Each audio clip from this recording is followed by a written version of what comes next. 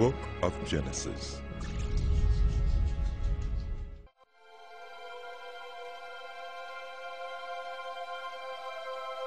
In the beginning was the Word, and the Word was with God, and the Word was God.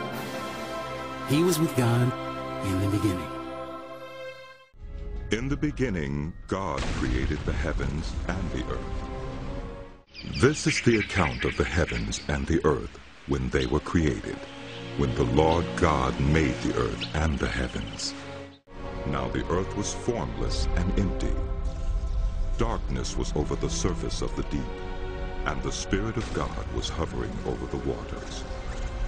And God said, "Let there be light." And there was light.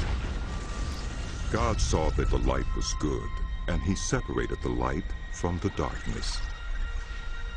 God called the light day, and the darkness he called night. And there was evening, and there was morning, the first day. And God said, "Let there be a vault between the waters, to separate water from water." So God made the vault and separated the water under the vault from the water above it. And it was so. God called the vault sky.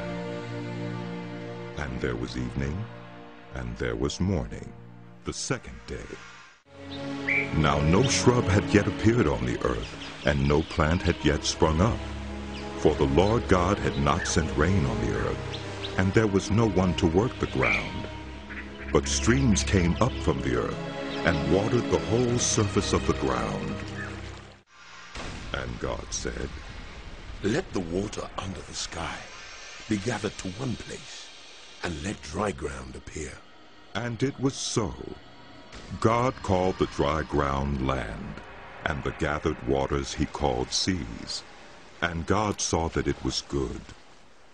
Then God said, "Let the land produce vegetation, seed-bearing plants, and trees on the land that bear fruit with seed in it, according to their various kinds." And it was so. The land produced vegetation, plants bearing seed according to their kinds, and trees bearing fruit with seed in it according to their kinds. And God saw that it was good.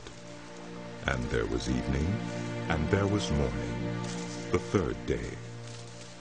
And God said, "Let there be lights in the vault of the sky to separate the day from the night, and let them serve as signs to mark seasons and days and years. And let them be lights in the vault of the sky to give light on the earth." And it was so. God made two great lights, the greater light to govern the day, and the lesser light to govern the night. He also made the stars. God set them in the vault of the sky to give light on the earth, to govern the day and the night, and to separate light from darkness. Yes, that's good. And God saw that it was good.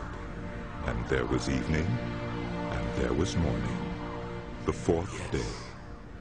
Good. And God said, "Let the water teem with living creatures, and let birds fly above the earth across the vault of the sky." So God created the great creatures of the sea, and every living and moving thing with which the water teems, according to their kinds, and every winged bird according to its kind. And God saw that it was good. God blessed them and said, "Be fruitful, and increase in number, and fill the water in the seas, and let the birds increase on the earth." And there was evening, and there was morning, the fifth day. And God said, "Let the land produce living creatures, according to their kinds, livestock, creatures that move along the ground, and wild animals, each according to its kind." And it was so. God made the wild animals according to their kinds, the livestock according to their kinds, and all the creatures that move along the ground according to their kinds. And God saw that it was good.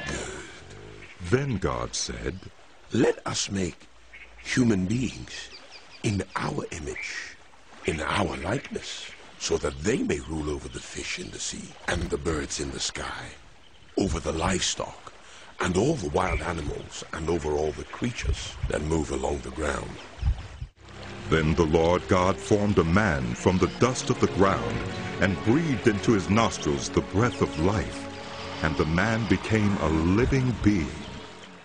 The Lord God said, "It is not good for the man to be alone. I will make a helper suitable for him." Now the Lord God had formed out of the ground all the wild animals and all the birds in the sky. He brought them to the man to see what he would name them. And whatever the man called each living creature, that was its name. So the man gave names to all the livestock, the birds in the sky, and all the wild animals. But for Adam no suitable helper was found. So the Lord God caused the man to fall into a deep sleep. And while he was sleeping, he took one of the man's ribs, and then closed up the place with flesh. Then the Lord God made a woman from the rib he had taken out of the man, and he brought her to the man. The man said, "This is now bone of my bones and flesh of my flesh. She shall be called woman, for she was taken out of man." For this reason a man will leave his father and mother and be united to his wife, and they will become one flesh. One flesh. The man and his wife were both naked, and they felt no shame. Adam named his wife Eve, because she would become the mother of all the living. So God created human beings in his own image. In the image of God he created them. Male and female he created them. God blessed them and said to them, "Be fruitful and increase in number.